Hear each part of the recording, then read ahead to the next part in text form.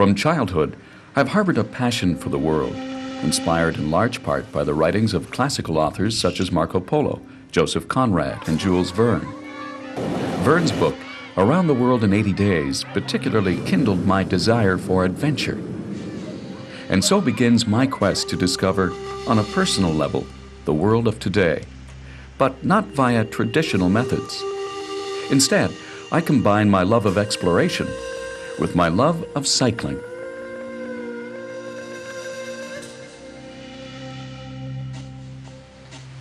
My adventure begins in London, England, the same city from which Phileas Fogg, the protagonist of Verne's renowned novel, started his voyage over 100 years ago. A steady, dreary drizzle forms the setting for my takeoff. Not a very promising beginning.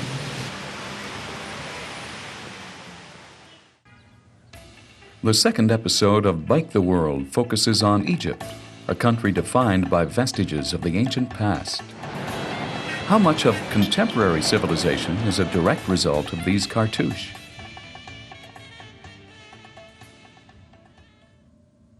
Many Egyptian architectural wonders have stood for thousands and thousands of years, symbolizing the greatness of the human spirit. These incredible landmarks also emphasize our mortality and cause me to wonder what will be left of our culture after a few thousand years. What remnants of our civilization will survive? The barren expanse of the desert stretches as far as the eye can see. It challenges one to experience its secrets. And believe me, challenge is the right word.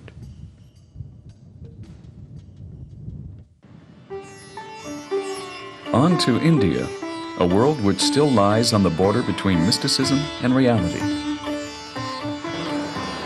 A constant cloud of dust is generated by the cars and other modes of transportation. It is in every pore of my body. I encountered numerous obstacles and dangers as I traveled through the subcontinent of India. These problems are minor, however, compared to the wonderful colors, the aromatic fragrances, and fascinating personalities of which this land of legends is comprised. In Agra, close to the celebrated Taj Mahal, I meet a rickshaw driver named Baba. He has the face of a philosopher. Incredible brown eyes reflect a sense of wisdom and an enviable internal peace. Baba eats, works, and sleeps on the rickshaw. It is his entire world. Every day he must find shortcuts through the chaotic city streets, evading both throngs of people and holy cows. Baba has been driving the rickshaw for over 10 years, but has never been a passenger. Never? I offer to trade places with him. I start to pedal. It is strenuous work, but his proud, beaming face makes it more than worth the effort. His shining eyes and happy smile stay with me for a long time. In Joseph Conrad's Heart of Darkness, the main character Marlowe observes that watching a coast as it slips by is like thinking about an enigma. There it is before you, always mute with an air of whispering, "Come and find out." Conrad is renowned for the novels he wrote about the sea. An extensive traveler, he was well acquainted with the waters which surround my next destination, the Golden Kingdom of Thailand. On my way to Bangkok, I stop off at a farm, a crocodile farm. Claw, one of the trainers, dares me to put my head between this formidable reptile's long, sharp teeth. Yeah, right. Maybe later, after I'm sure the croc has already had lunch.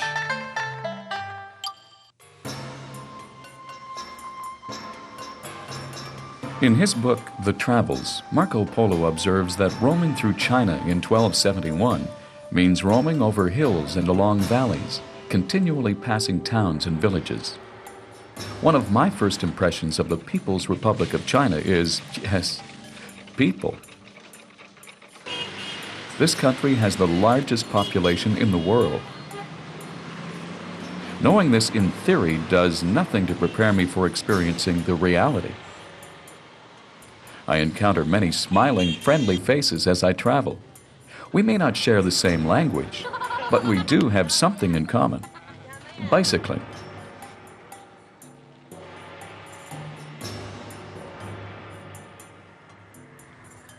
When I think of meat, the image that usually comes to mind is a vague redness, a neatly cellophane-wrapped package with a price sticker on it, sitting in the frozen section of the supermarket. Here, there are cages imprisoning breathing, jumping, slithering creatures as they live out their last days, or even minutes. No thanks.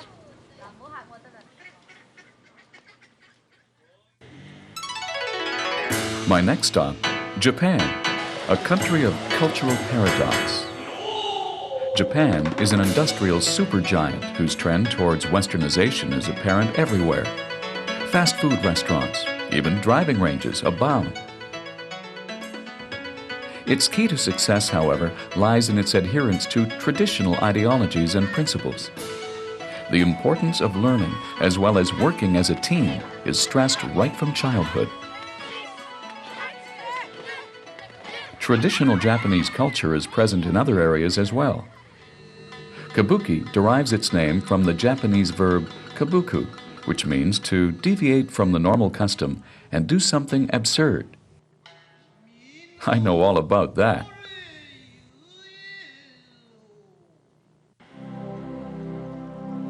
After Japan, I bike my way across the diverse expanses of North America.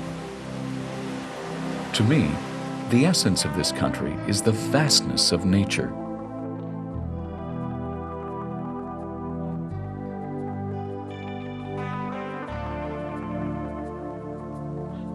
Nothing can compare to the wonder of the phenomenal diversity of its national parks, the transformation of colors from deep reds to iridescent purples and shimmering greens.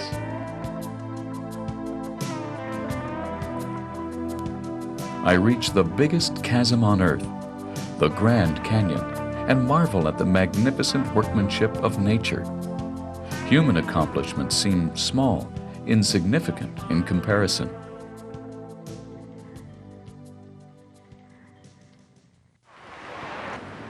Back in London, and only a short distance to go.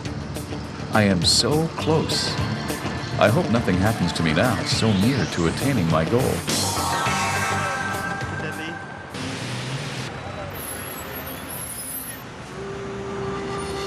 Made it. And the sun chases away the rain, as if to congratulate me on the achievement of my dream. Bike the World is more than just the story of a man with an extraordinary desire to go around the globe on bicycle. It's about the adventures he encounters while fulfilling this dream. And what adventures they are! Bike the World is also the story of a rich and varied world full of fascinating people and places, a world brimming with surprises. Come and join us for the ride.